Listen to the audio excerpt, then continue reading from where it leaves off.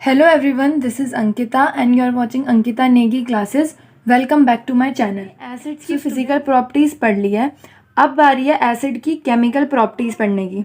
अब इसमें हमारे पास क्या करना है, हमको इसमें रिएक्शंस देखनी है एसिड की मेटल्स के साथ, मेटल ऑक्साइड के साथ, कार्बोनेट के साथ और हाइड्रोजन कार्बोनेट के साथ। एनसीईआरटी में बस हमें ये चार ही चीज़ें दे रखी हैं रिएक्शंस।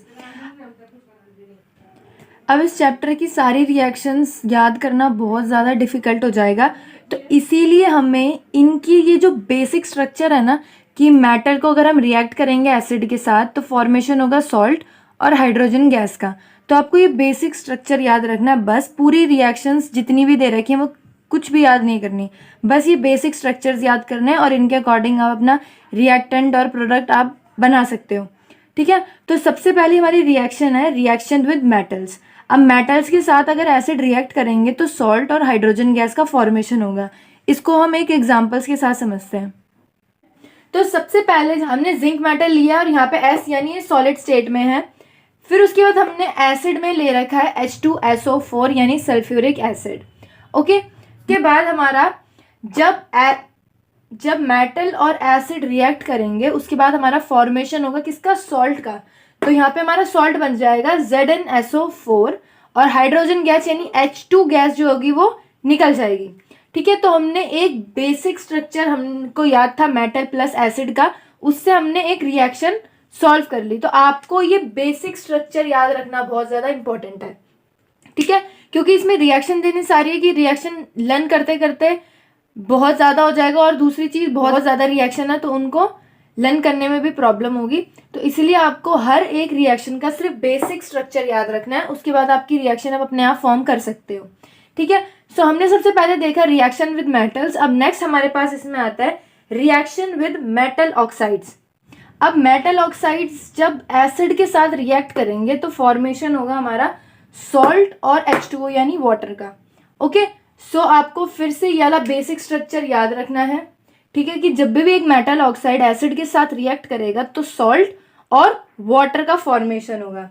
इसको हम एक एग्जांपल से समझते हैं। मेटल ऑक्साइड हम ले लेते हैं कैल्शियम ऑक्साइड, इसको हम रिएक्ट करते हैं HCl के साथ। ठीक है, तो हमारा क्या फॉर्म होगा, सॉल्ट।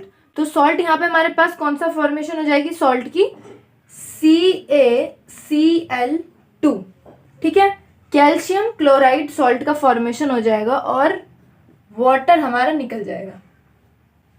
ओके, तो हमने मेटल ऑक्साइड लिया, कैल्शियम ऑक्साइड, एसिड लिया हमने HCl, और जब हमने मेटल ऑक्साइड और एसिड का रिएक्शन करवाया तो फॉर्मेशन हुआ हमारा किस चीज का, सॉल्ट का और वाटर का। तो CaCl2 यानी कैल्शियम क्लोराइड का फॉर्मेशन हुआ। कैल्शियम क्लोराइड कैसे, कैल्शियम की वैलेंसी 2 प्लस Cl की -1, तो क्रॉस मल्टीप्लाई करेंगे तो 2 हमारे पास Cl के साथ चला जाएगा। ठीक है, ये वाला मैंने आपको बनाना सिखा दिया था। जिसने मेरी प्रीवियस वीडियो नहीं देखी मैं डिस्क्रिप्शन में मेंशन कर दूंगी, वो वहां से जाके वीडियो देख सकते हैं। नाउ नेक्स्ट अब हमारे पास रिएक्शन आती है रिएक्शन विद हाइड्रोजन कार्बोनेट। ठीक है, जब एक एसिड हमारा मेटल हाइड्रोजन कार्बोनेट के साथ रिएक्ट करेगा तो फॉर्मेशन होगा सॉल्ट का, वाटर का प्लस कार्बन डाइऑक्साइड। ठीक है, तो अब हम इसको एक एग्जाम्पल से समझते हैं। ठीक है, तो कैल्शियम बाय कार्बोनेट का हमने एग्जाम्पल लिया, प्लस एसिड हम ले लेते हैं HCl, और ये रिएक्ट करके फॉर्मेशन करेगा किस चीज़ का, CaCl2 plus H2O plus CO2। ठीक है, थोड़ी देर पहले मैंने आपको बताया था बाई कार्बोनेट HCO3 होता है। ठीक है, सो हमने यहाँ पे कैल्शियम बाई कार्बोनेट लिया, हम बाई कार्बोनेट को हाइड्रोजन कार्बोनेट भी बोल सकते हैं। ठीक है, तो आप ये मत देखना कि मैं कैल्शियम बाई कार्बोनेट बोल रही हूँ और यहाँ पे मैंने मेटल हाइड्रोजन कार्बोनेट लिखा, डजंट मैटर। ठीक है, ये मेटल बाई कार्बोनेट भी हो सकता है। ठीक है, तो यहाँ पे मैंने लिया metal calcium, hydrogen carbonate, acid मैंने लिया HCl, सॉल्ट का जो फॉर्मेशन होगा वो होगा CaCl2। ठीक है, वाटर और कार्बन डाइऑक्साइड भी निकल जाएगी। अब मैं रिएक्शन को बैलेंस नहीं कर रही है, आप खुद कर लेना तो आपकी प्रैक्टिस भी हो जाएगी। ठीक है, now next reaction with metal carbonate. अब मेटल कार्बोनेट जब एसिड के साथ रिएक्ट करेगा तो सेम जैसा मेटल हाइड्रोजन कार्बोनेट में फॉर्मेशन हुआ था वैसे ही मेटल कार्बोनेट में भी फॉर्मेशन होगा, यानी सॉल्ट का, वाटर का और कार्बन डाइऑक्साइड का। तो इसको हम एक एग्जांपल से समझते हैं। हम एक एग्जांपल लेते हैं मेटल कार्बोनेट का, तो हम ले लेते हैं CaCO3। इसको हम रिएक्ट करेंगे जब एसिड यानी HCl ले लेते हैं तो हमारा फॉर्मेशन होगा सॉल्ट।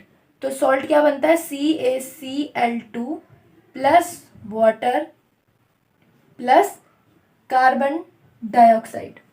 ठीक है, तो सेम वही चीज़ का फॉर्मेशन होगा जो कि मेटल हाइड्रोजन कार्बोनेट में फॉर्मेशन हुआ था। ओके, अब 10th क्लास में दो जो गैसेस हैं, एक तो हाइड्रोजन गैस और एक कार्बन डाइऑक्साइड गैस, इनके टेस्ट को लेकर क्वेश्चंस आते हैं। ठीक है, तो आपको इनके टेस्ट को भी पढ़ना है कि कैसे हम पता लगा पाएंगे हाइड्रोजन गैस और कार्बन डाइऑक्साइड गैस के बारे में। तो अब हमारा नेक्स्ट टॉपिक है टेस्ट फॉर H2 गैस।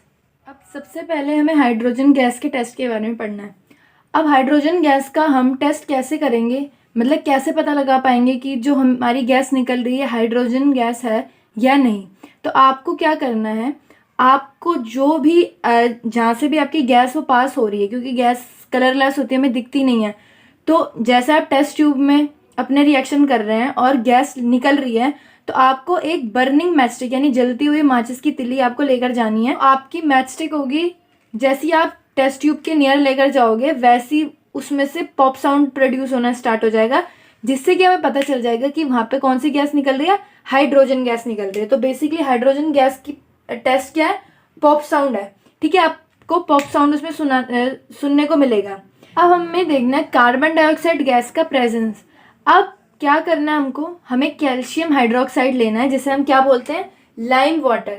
ठीक है, लाइम वाटर लोगे, उसमें से आपको कार्बन डाइऑक्साइड गैस को पास करवाना है। आपने लाइम वाटर लिया, उसमें आप कार्बन डाइऑक्साइड पास कराओगे तो आपको कैल्शियम कार्बोनेट मिलेगा, जो कि क्या है, वाइट पीपीटी है। वाइट पीपीटी क्या होगा, पीपीटी होता है यानी प्रेसिपिटेट, जो कि इनसॉल्युबल सब्सटेंस होते हैं। तो जो कैल्शियम कार्बोनेट है ये किस कलर का होगा, ये वाइट कलर का पीपीटी होगा। ठीक है, तो हमारा लाइम वाटर और कार्बन डाइऑक्साइड से फॉर्मेशन होगा किसका, कैल्शियम कार्बोनेट और वाटर का। ठीक है, अब ये वाला जो सब्सटेंस है ये है इनसॉल्युबल। अगर मैं इन दोनों में से और ज्यादा कार्बन डाइऑक्साइड गैस को पास कराऊं तो मेरा फॉर्मेशन हो जाएगा कैल्शियम बाइकार्बोनेट का, जो कि कैसा होगा, सॉल्यूबल होगा। ठीक है, तो यहाँ पर जो मेरी रिएक्शन हुई ये क्या होगा, it turns milky due to the formation of calcium carbonate, जो कि वाइट पीपीटी है। ठीक है, तो जहाँ पर भी हमारा मिल्की फॉर्मेशन आ जाए, ठीक है, कार्बन डाइऑक्साइड गैस का टेस्ट है मिल्की फॉर्मेशन, ये मिल्की फॉर्मेशन कर देता है। ठीक है, तो इससे हम पता लगाएंगे कि जो हमारी रिएक्शन है, ये जो हमने एक्सपेरिमेंट किया है, तो उसमें जो हमारी गैस निकल रही है वो कौन सी है, कार्बन डाइऑक्साइड गैस। हाइड्रोजन के लिए पॉप साउंड होगा और कार्बन डाइऑक्साइड के लिए मिल्की फॉर्मेशन हो जाएगा। नेक्स्ट, इसके बाद हमारे पास आते हैं यूजेस ऑफ एसिड। तो अब हम यूजेस ऑफ एसिड पढ़ते हैं। अब हमारे पास नेक्स्ट टॉपिक है यूजेस ऑफ एसिड्स। ठीक है, हमें एसिड्स कहाँ कहाँ यूज़ होते हैं वो देखना है। तो सबसे पहला एसिड हमें दे रखा है विनेगर, जिसमें कि एसिटिक एसिड होता है। ये एज अ प्रिजर्वेटिव यूज़ किया जाता है पिकल्स यानी अचार और चाइनीज़ फूड वगैरह में। ठीक है, नेक्स्ट हमारे पास है हाइड्रोक्लोरिक एसिड। हाइड्रोक्लोरिक एसिड जो होता है वो हमारे स्टमक में प्रेजेंट होता है और ये क्या काम करता है, ये डाइजेशन में हेल्प करता है और जो भी हमारे फूड के साथ बैक्टीरिया आते हैं उनको किल करने का काम करता है। फिर थर्ड इसमें हमें दे रखा है कार्बोनिक एसिड, जो कि कोल्ड ड्रिंक्स में होता है। नेक्स्ट ऑक्सैलिक एसिड, जो कि इंक या रस्ट स्टेन को रिमूव करने में हेल्प करता है हमारी। नेक्स्ट है बोरिक एसिड, जो कि एंटीसेप्टिक की तरह यूज़ किया जाता है और आई वॉश के लिए यूज़ किया जाता है। नेक्स्ट सोडियम बेंजोएट, ये भी प्रिजर्वेटिव है जो कि कोल्ड ड्रिंक्स और फूड स्टफ में यूज़ किया जाता है। और लास्ट इसमें हमारे पास विटामिन सी यानी एस्कॉर्बिक एसिड, और ये क्या करता है, ये स्क्रवी प्रिवेंट करता है। सो स्टूडेंट्स, हमारा एसिड वाला पार्ट कंप्लीट हो चुका है। आई होप आपको वीडियो अच्छी लगी हो। अगर आपको वीडियो अच्छी लगी है तो वीडियो को लाइक करें, अपने क्लासमेट्स के साथ शेयर करें और अगर आप मेरे चैनल पर नए हैं तो चैनल को सब्सक्राइब ज़रूर करें।